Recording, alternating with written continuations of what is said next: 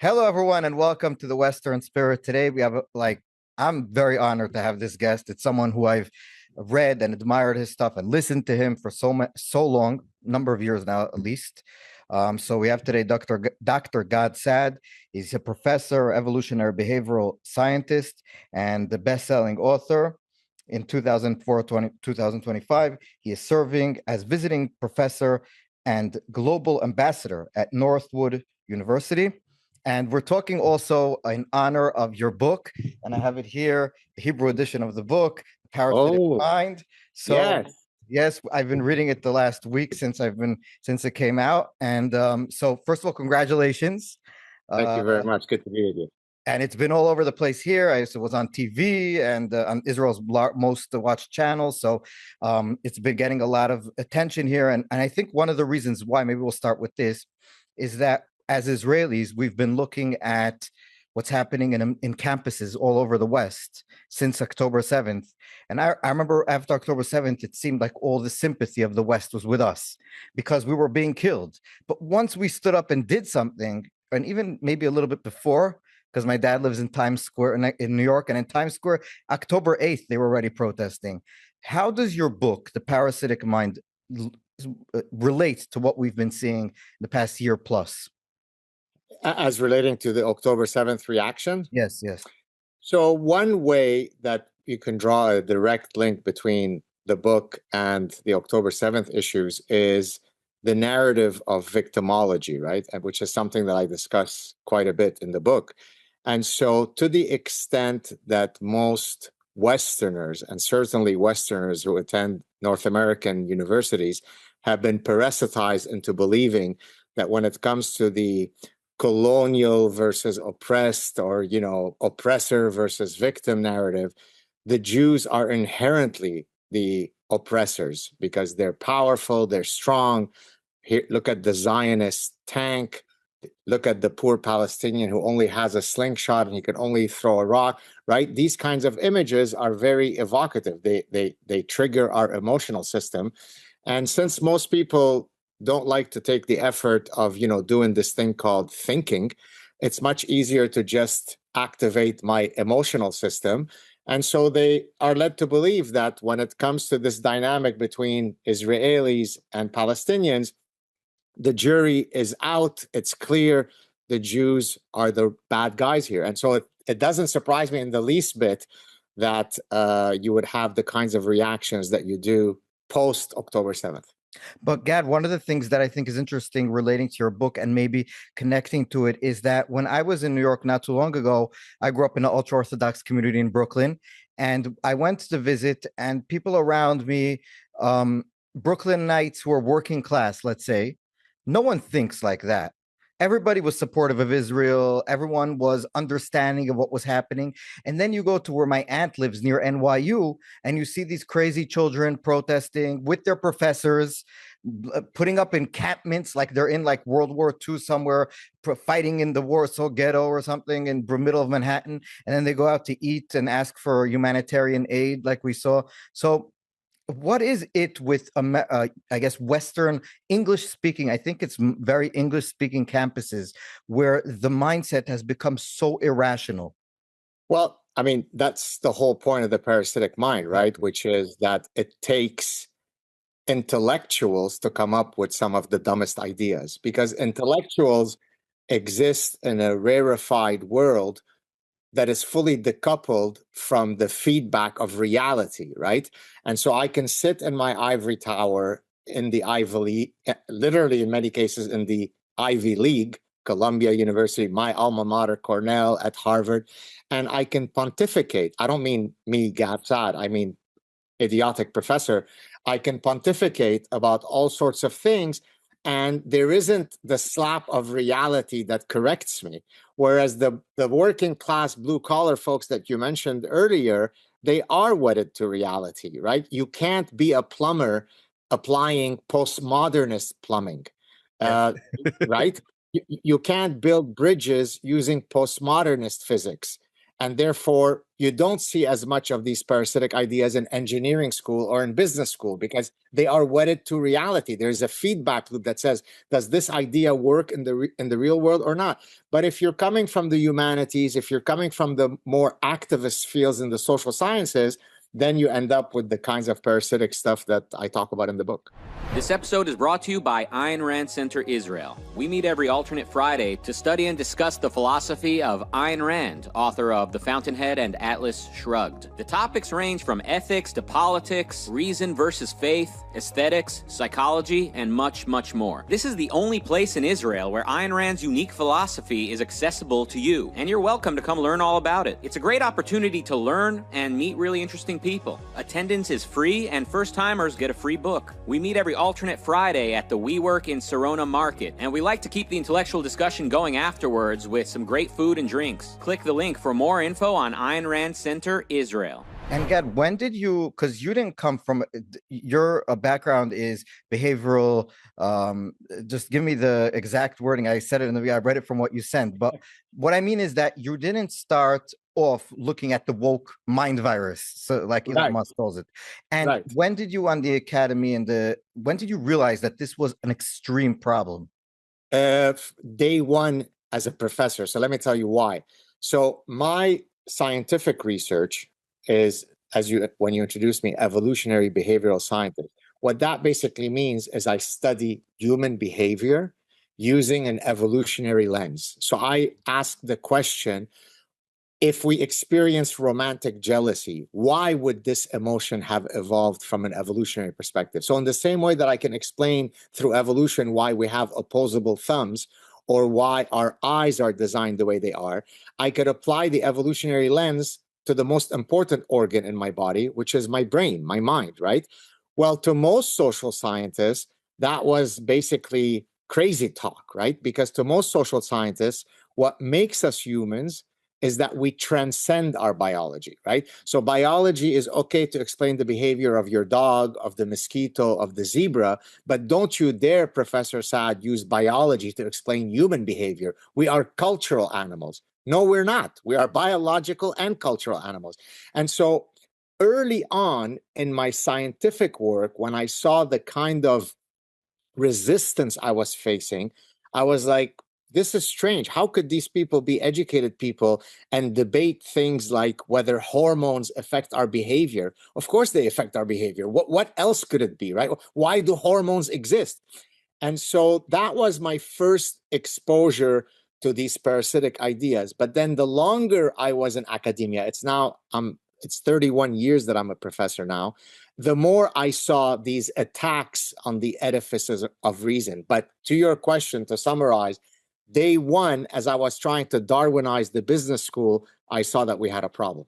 Yeah, and one thing that I do know, that I think that you also spoke about in the book, but I heard you speak about this with Ro'i in one of your podcasts that you did in Israel last year, was the problem of getting to the truth in academia, especially in the humanities. So you said, for example, when a study can get to a result that we don't want or that we feel endangers our opinion, people will be scared to study that subject. Even though, like you said, if the results are this, the results are this, and if they're that. When did you realize also how prevalent is it that, for example, professors will stay away from certain subjects because they're scared of the outcomes? Extremely prevalent, especially on topics that are very, quote, corrosive. So, for example, sex differences. If you conduct research on sex differences and you show that women are superior to men on something, then go ahead and publish it. You'll be hailed as a great scientist. If God forbid, Baruch atah Adonai Eloheinu melech haolam, look, I'm praying in Hebrew for you, right? So if you find that men are superior on a task, make sure to file that study in your drawer to never be seen again, because then you are promulgating the sexist patriarchy. That's not how science operates, right? Science doesn't care about your feelings. Science is the pursuit of truth. Now, truth changes, right? Unlike religion, where you have revealed truths that are inerrant, what we thought was true in science 300 years ago, we have updated. So we're not saying that it's true and it will never change. But we do believe that the unbiased pursuit of truth is something worth doing. Once you incorporate the idea of forbidden knowledge, that's an attack on that principle. Because, hey, what if you study racial differences? Yes. And you find, let's suppose I did a study to see whether there is a particular race that's more likely to win the 100 meters in the Olympics. Well, we know that that's true. Nobody will accuse you of racism. But if you showed in some other type of ability that, say, blacks didn't do as well, never publish that, then you would be a racist KKK member. But also another aspect of that is, for example, when we say that there's a disproportionate number of African Americans in prison, they'll say that the reason is, without even researching it, the automatic response is that's because of racism. So whenever there's a discrepancy, you not only do you not need to, if you try to check if that's true, you yourself are doing a racist act. Exactly. Look, so in the Parasitic Mind, I talk about these things, and I continue that story in my forthcoming book, Suicidal Empathy, because, and I'm gonna come to your point in a second. So in the Parasitic Mind, I talk about what happens to our cognitive system when it is parasitized by idea pathogens. Yes. I complete the story by then arguing in the Suicidal Empathy what happens to our emotional system when it is hijacked by parasitic ideas and idea pathogens. So to that point, in the Suicidal Empathy, I'm talking about studies that point to, say, the number of rapes that are committed in Europe from people who are noble immigrants, right? Well, that's just very, very racist and, in this case, Islamophobic, right? And so Western media will come up with endless euphemisms to hide who the perpetrators are. So in France, if it's Muhammad and Ahmed and Hussein Akbar al-Kabir who committed the gang rape, you call them les jeunes. Les jeunes in French means the youths. Yes. Well, but the youths came from a particular, right? If they were Hasidic Jews, you wouldn't say the youths. You would say 3 Hasidic Jews, Mordechai, Shlomo, and Moshe did it, right? But if it's Muhammad and Ahmad, we hide it. In Britain, we don't call them Muslims, we call them Asians, because a lot of them are from Pakistani. They're Muslims from Pakistan. We don't want to say Muslim, so well, I'm Asian, and it turns out that I didn't commit any gang rapes of young British girls. But by saying Asian, you're being kind, you're being empathetic, no, truth doesn't care about your feelings, report things properly. And I'll give you just another example because it's so obvious. When I go back, when I was young in New York, when a murder happened and the suspect was at large, they would say, we're looking for a black male or a white male, 6'5", wearing this and that. Now they don't give out the race. They literally do not give out the race. So it could be a white person. And even if they know it's a white person, well, maybe white person, they will say. But if it's a black or Hispanic, they'll say it's a male. And then it could be anyone. And as a matter of fact, it's funny that you're saying this. Earlier this morning, I was at the cafe working on my latest book, and I was working on a section where I was citing a study that was done that looked at how likely is it that you report the race of a murderer as a function of what the race is. And exactly to your point, if it's white, you are much more likely to advertise it than if it's black. That's not journalistic integrity. But one last question about, maybe not last, but just like first question, what started the virus? Meaning every pathogen, every virus starts from something. So I have an illness that's a mitochondrial illness. I got it from my mom. She got it from her mom. But at some point it started. When do you think this started? Beautiful. So let me first, so I'm going to answer that question, but first, just for your readers and viewers, let me explain why I used the neuroparasitic framework to explain how these idea pathogens develop.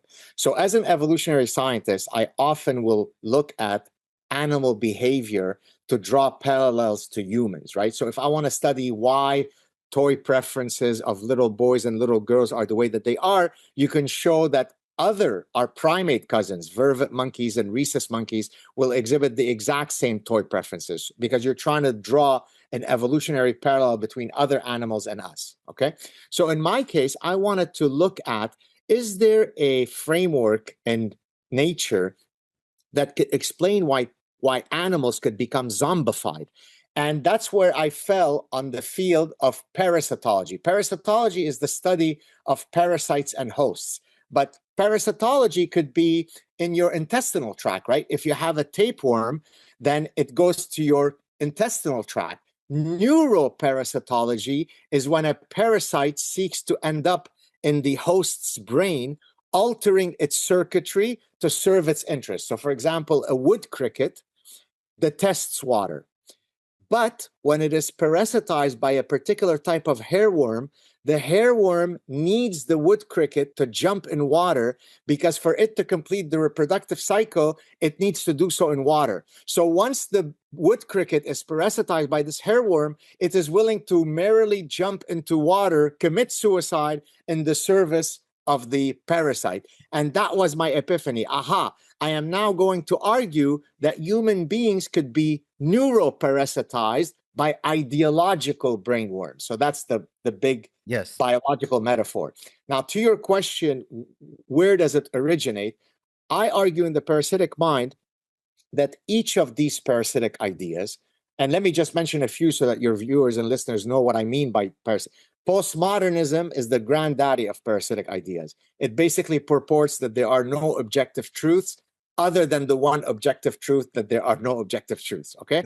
So that is a parasitic idea, because up is down, left is right, women are men, freedom is peace, and so on. Freedom is slavery, war is peace, and so on, okay? So it's complete nihilistic. It's what I call intellectual terrorism.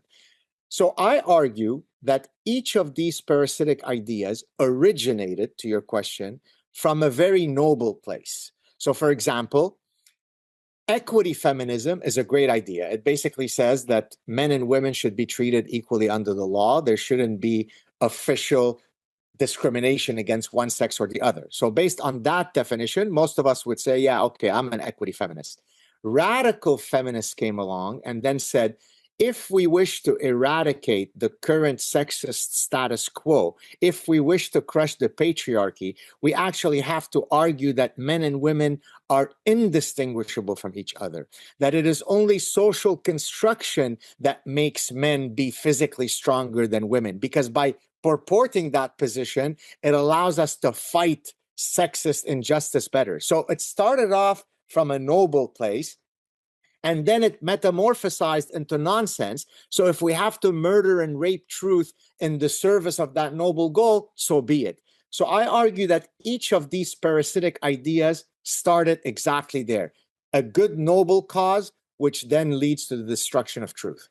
Yeah. So, but where is there any time frame? So I just spoke with one of the professors that studies wokeology. That's his. He wrote a few books on it. I asked him, where did it start that the American psyche? Because I come from America, so it's because I can't believe what happened to the place I grew up in.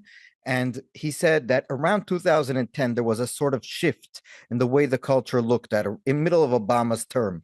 Would you recognize, was that something that you also saw in? No, it's not that simplistic. So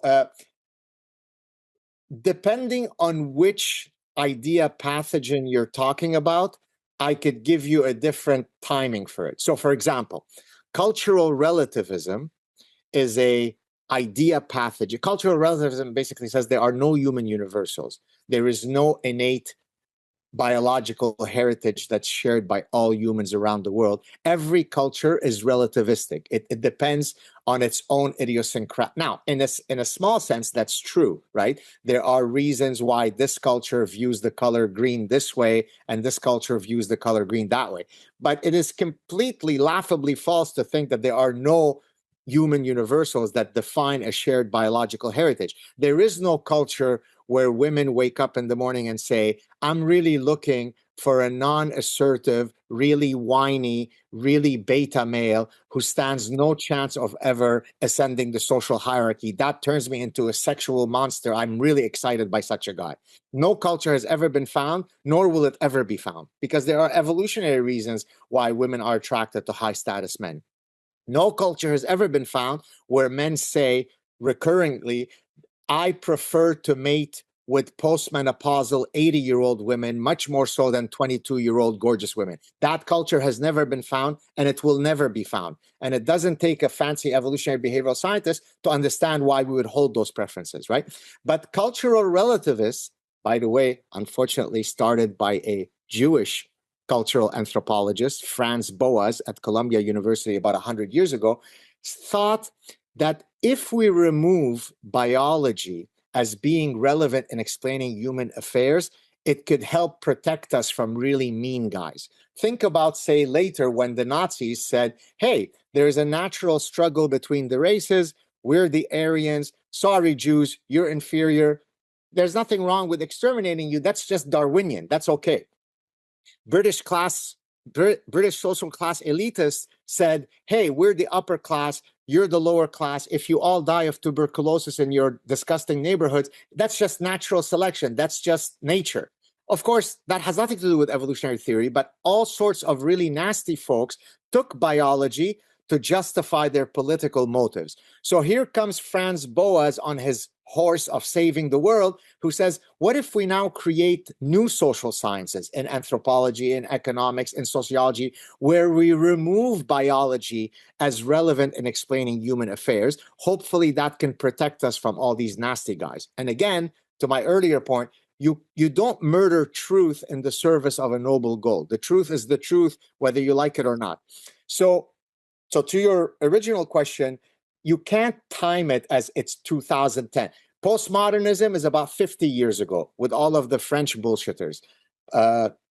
Jacques Derrida, Michel Foucault, Jacques Lacan, they were the original heavy hitters of postmodernism. So in the past 50 to 100 years, these bad ideas have been festering on university campuses. Then they break out. Now, of course, there is a catalyst. So we can debate whether it was 2010 or not, but it didn't somehow magically start with Obama, right? Yeah. There needs to be a confluence of forces that causes this to happen. It's exactly like the shingles virus, right? That's why they say people should take the vaccine after they're 50. Even though you have the shingles virus in you, it could stay dormant or something can trigger it. So we can debate what triggered it, but the virus has been around for much longer than 2010. Yeah, one thing that I do want to ask you about is that after October 7th, I suddenly had, like you said, an epiphany, but I don't know if it's really an epiphany, but I suddenly realized that in a lot of these elite woke people who have this pathogen, like you call it, they seem to not be willing to. First of all, they seem to be always denigrating their own culture. And secondly, they seem to always think that any problems in other cultures are caused by them. So if you would say that the Palestinians, after October 7th, you had the UN Secretary General said, it's horrible what they did, but they didn't do it in a void. They didn't do it just out of nowhere, and implying that Israel's quote unquote occupation brought them to do this mass rape and slaughter. Or you'll have people saying, history didn't start on October 7th, meaning that the fact that you have perceived notions about what Israel did to the Palestinians makes it that Israel was responsible for the murders, and Israel and the West, obviously America, who enables it, and all this settler colonialism and all these other things. But I think the main gist is that they can never be proud of their own culture, and any problems that are in other cultures are never the other culture's fault. Exactly. And the perfect there, I mean, given that I'm speaking here to a Jewish audience, I'm going to pick Jewish examples, albeit it applies to many other Westerners. And I think you might remember those two examples because they're proudly displayed in the parasitic mind as examples of parasitized Jews. So you might remember the example of Tal Nitzan, a doctoral student at Hebrew University who wanted to conduct a study to show that the IDF is the IDF soldiers, the male soldiers, are these disgusting brutes who commit, mass industrial scale rapes of noble and honorable and beautiful Palestinian women. When she went out to conduct her research, and to her utter dismay, when she found out that she couldn't identify a single case of such rapes, Do you think that she decided that, oh, I guess my hypothesis was wrong? No, no, no.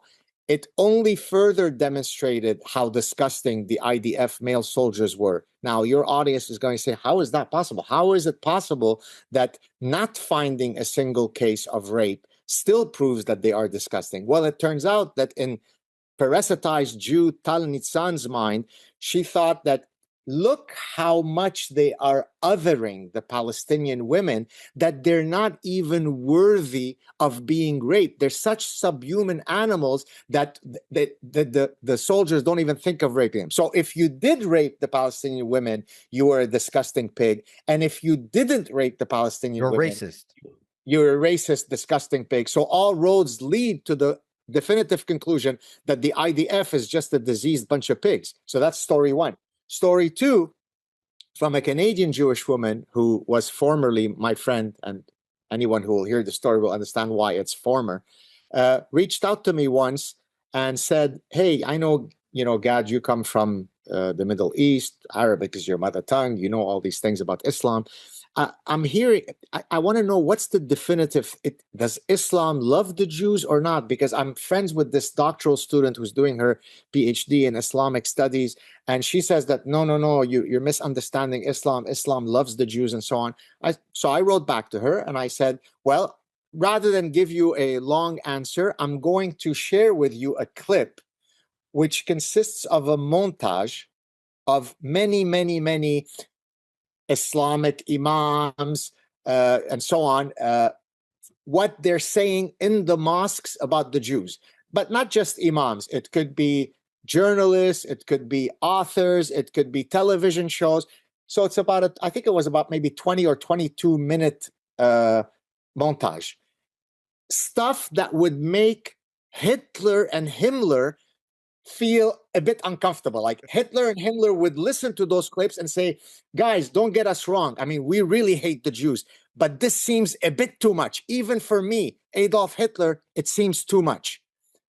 When I shared with her this clip, she wrote back to me, well, Gad, it seems like you are no different than the extremists themselves in your own extremism. So she asks me for evidence. I share with her evidence in their own words, and that shows how much I am marginalizing the noble, peaceful ones.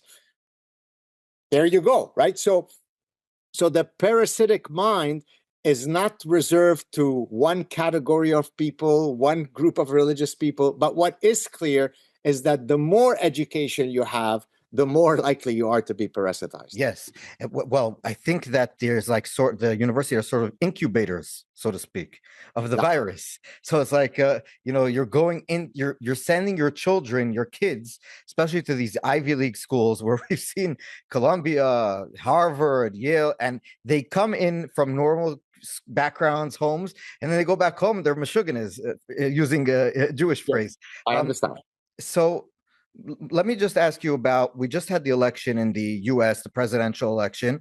And I think one of the things that really resonated with people, and we saw this in the New York Times had an article about what was the ad that changed the most minds during the presidential election. And they found that Trump's ad that said that she cares about they, them, Donald Trump cares about you. And I think this really goes to about what you said, where you have a class of people that are infected with this parasite.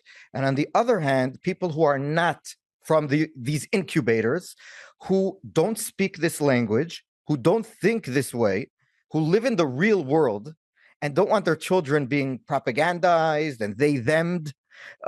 And people on the Harris campaign, I think in retrospect, could not believe that most of America doesn't think like they do. And so do you really see it that way? Is this like a rejection of this whole woke mind virus?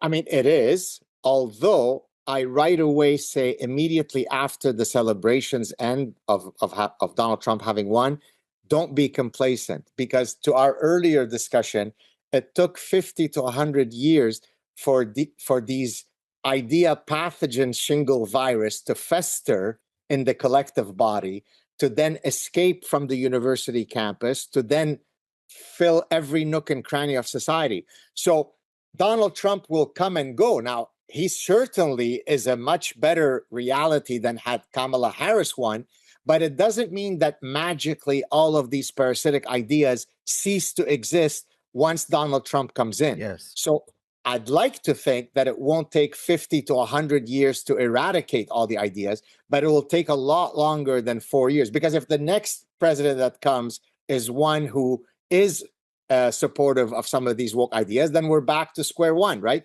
So it's really a long-term ideological war that we're involved in, where, you know, people should not feel comfortable saying things like, of course men too can menstruate, of course men can bear children. The fact that we got to a place, so I'll give you two very quick stories. Story one, I was summoned to the Canadian Summit Canadian Senate in 2017 to actually give expert testimony that no, you know, as an evolutionary scientist, I can confirm that there really is two phenotypes called male and female, because you needed in the 21st century a professor of evolutionary behavioral science to confirm that there is male or female. Until 15 minutes ago, the 117 billion people that had existed on Earth seemed to navigate this very difficult problem very easily. All of our ancestors seem to be able to find what's male or female, but now we have much more difficulty. So, example two, the last addition to the Supreme Court was so uncomfortable in her epistemological confidence in stating what is a woman that when she was asked in the confirmation, please tell us what a woman is, I can't say, I'm not a biologist. Right? So the fact that you are so far removed from reality suggests that the problem is not going to go away just because Donald Trump came in for 4 years. And my next question is exactly that. The whole premise of the book is that you can basically say that this is a pathology, it's like a virus.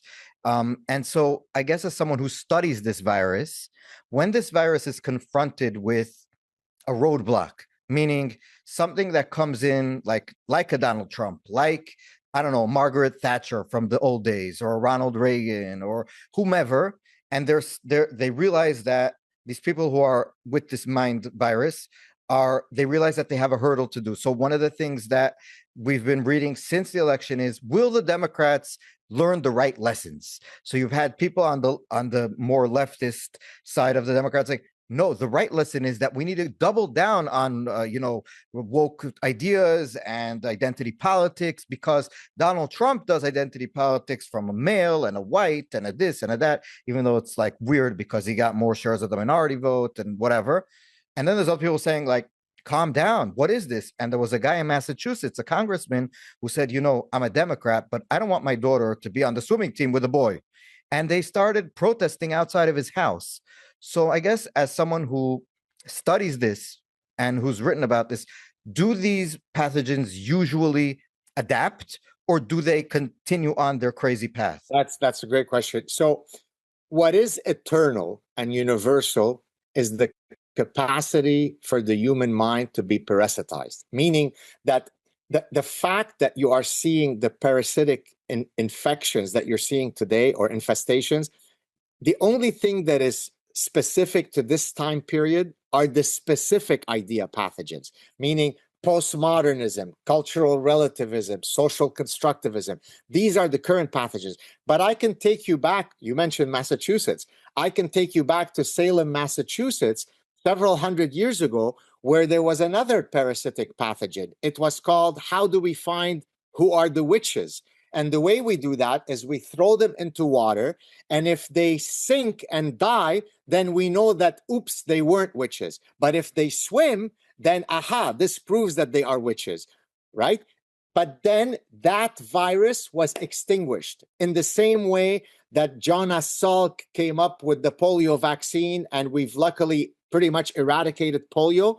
We get rid of that virus, but don't worry, there'll be another one coming. So to your question, some of the viruses will mutate in new forms. Others will be completely eradicated, but new stupidity will come along. The capacity for the human mind to generate endless stupidity is infinite. Yes. So now I want to ask you also about Israel. Do you think one of the things that I guess we all struggle is how to inoculate yourself from this type of stuff? So one of the things that since I've been in Israel as a teenager, I've been here since I'm 14. I came here by myself from the US, is that Israelis are not affected so much by the woke ideology. So you mentioned the trans issue. It's really non-existent in Israel. You mentioned, I don't know, all this postmodern like people who hate their own country and their own culture. We have lots of arguments here. We hate each other, but we don't hate each other for the reasons that other Yes. countries in the West do hate each other. For example, even in the protests against Netanyahu this whole year before October 7th about judicial reform, the protesters all went to the streets with Israeli flags. And I cannot even imagine Black Lives Matter protesters going with American flags for just to show the disconnect here. So leftist protesters in Israel are very patriotic. That is totally against the what you speak about in the book. So what do you think makes Israel different?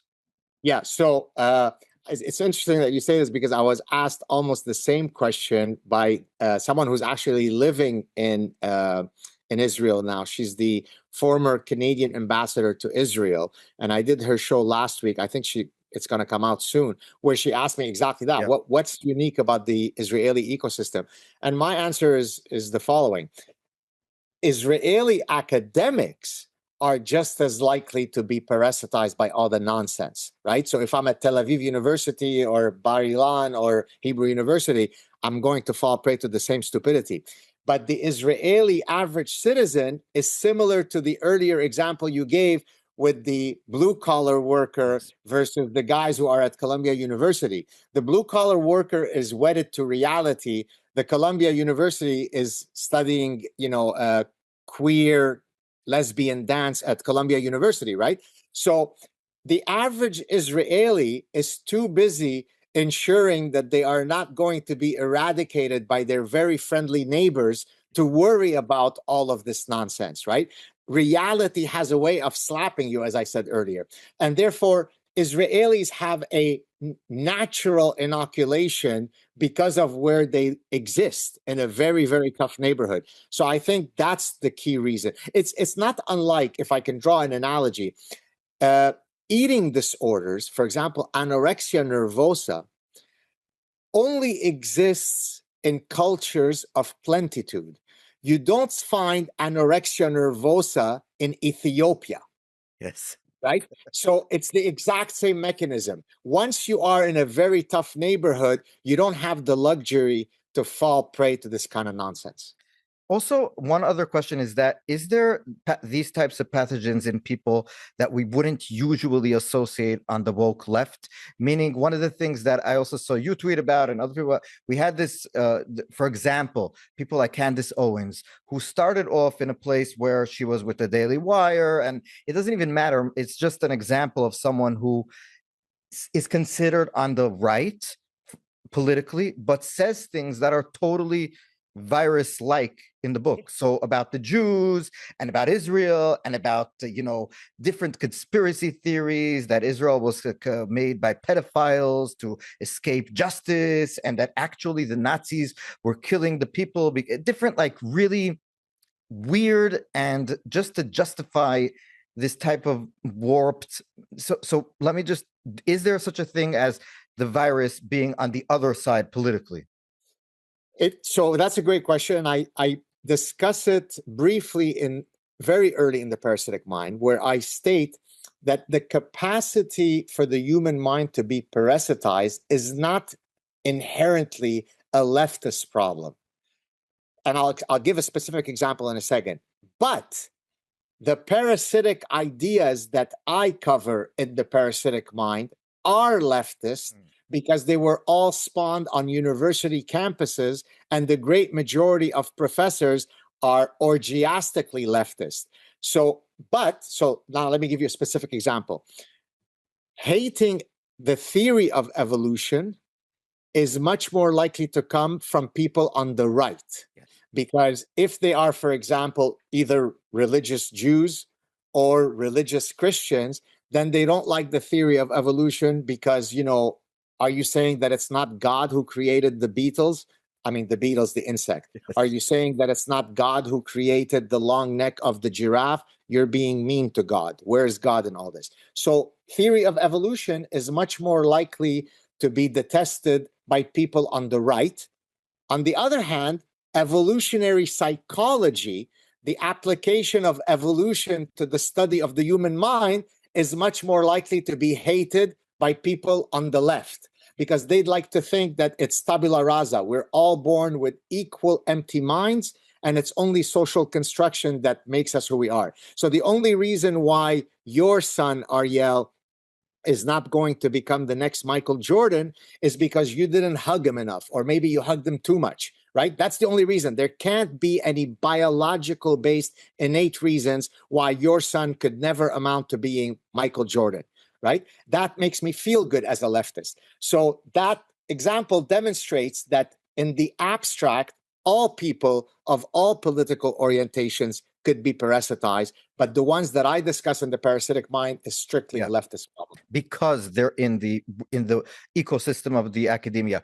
I want to ask you two and a half more questions before we're finished. Number one, No problem. is the question is, if you can, we are a business paper, so although I do write about this kind of stuff regardless of business, but I want to do ask, is the parasitic mind, people who are affected by it, they tend to be less capitalistic, it seems to me. So if we have like a person who's with this parasitic mind virus, he'll automatically want the government to be more involved in pursuing social justice.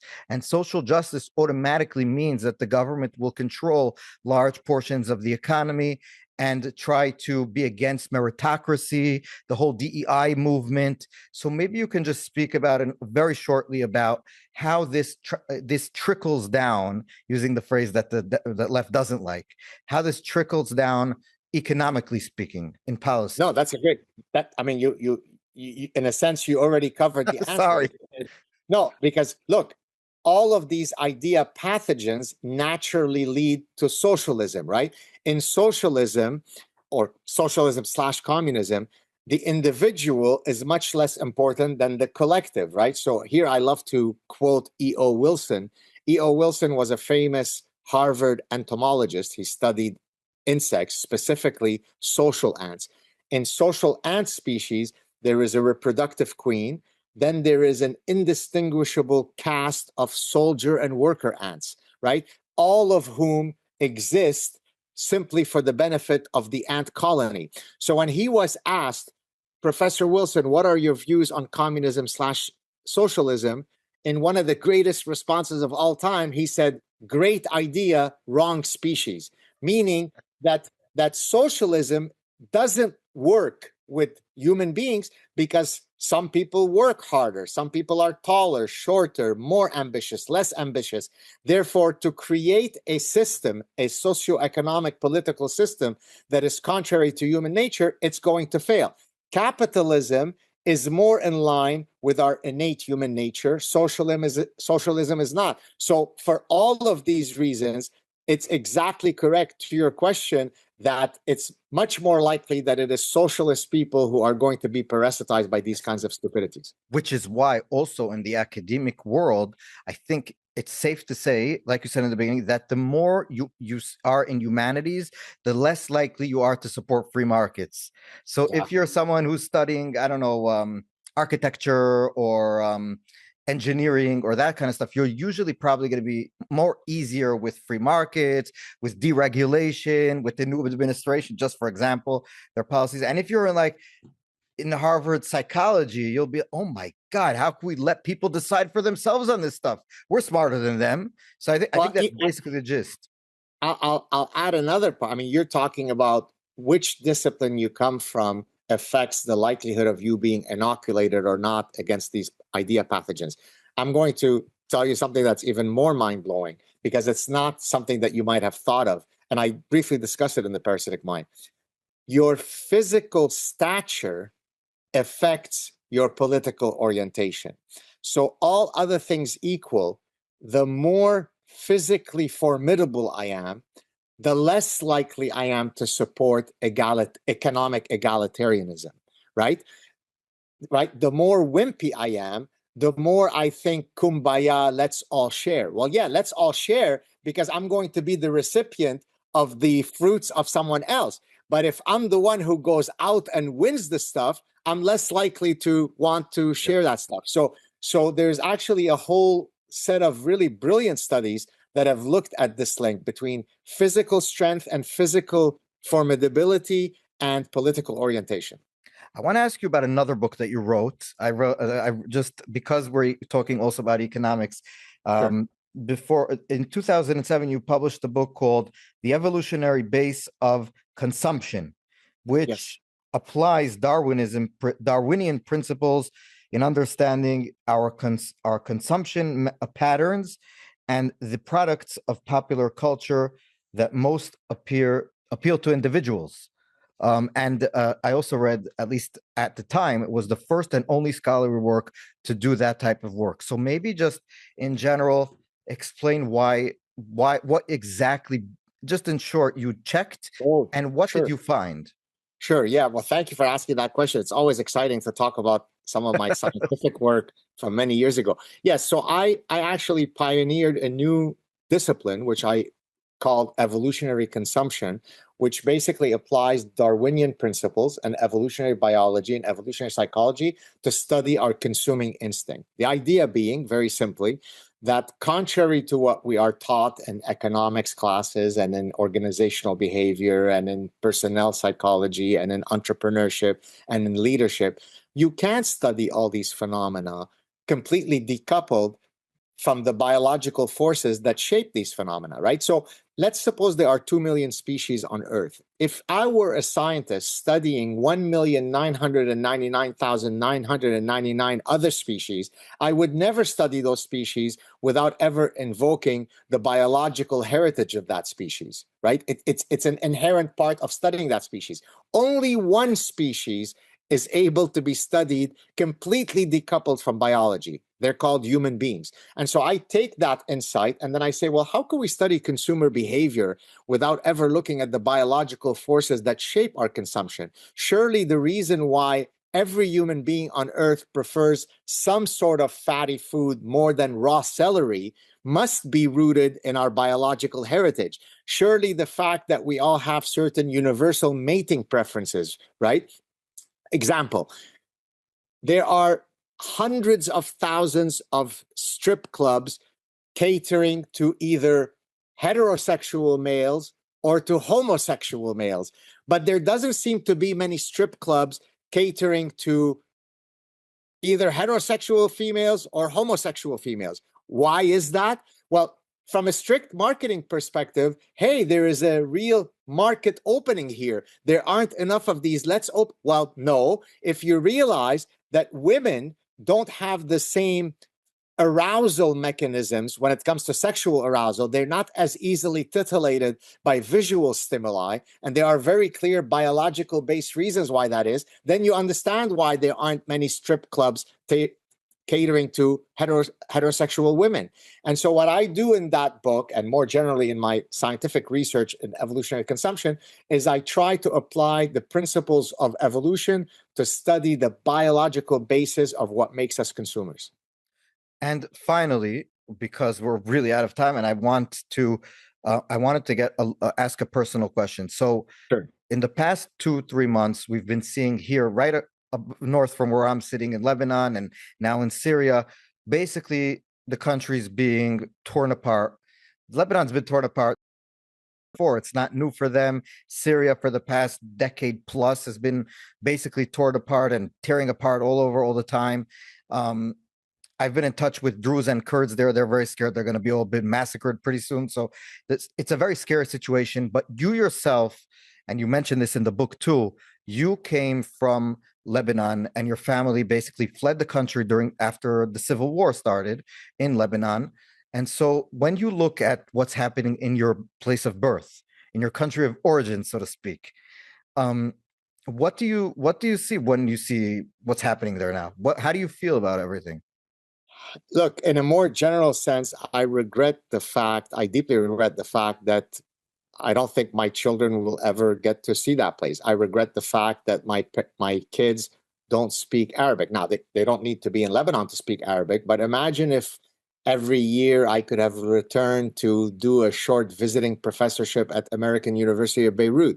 Well, in 5 minutes, I could throw them in as kids, and they're going to come out speaking perfect Arabic, right? In the same way that today I can go and maybe do a sabbatical in Hebrew University, and our kids will learn Hebrew in probably 6 months.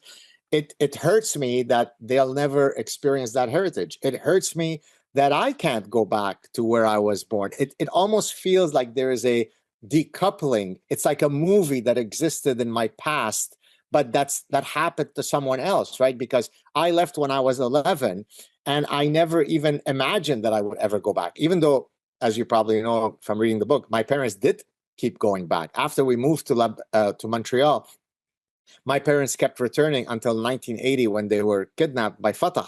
So at least they got to go back a few times. For me, it's something in the deep recesses of my mind that I could never go back to. That hurts me. But in terms of what is my prediction of the long-term viability of Lebanon, I hate to say it, but I think Lebanon is a failed state, not only because of all this religious stuff, all of the endemic corruption. It's as if you need to kind of wipe out the whole thing and start fresh.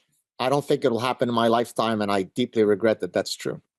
Well, that I think that's one of the reasons why there's such a big Lebanese community all over the West. They all left, especially the Christians, the Jews. We don't need it. There's no Jews left there, but even the Christians, they're all over, and even a lot of them fled to Israel in 2000 when Israel left. So we have a big community up north of Tzadalnikim, what they're called, from the Christian army that was with Israel, and they all ran away when Israel ran away itself. So maybe we can also learn our lesson from the way we treated our friends. I think that's one of the things you learn. Your friends are most important to not to abandon. And I think also in Syria, we should help the Kurds, but that's a different story. God said, it was a pleasure. Thank you, sir. I have to say that even though I knew most of the stuff that we were going to talk about, I learned some new stuff. So I appreciate it. And it's really a pleasure. I can't even believe that I'm talking to you. So thank you so much. Thank you so much, Ariel. Thank you. Cheers. Thank you. Thanks for tuning in to the Western Spirit Podcast. Don't forget to like, subscribe, and share, and hit that notification bell so you never miss an episode. See you next time.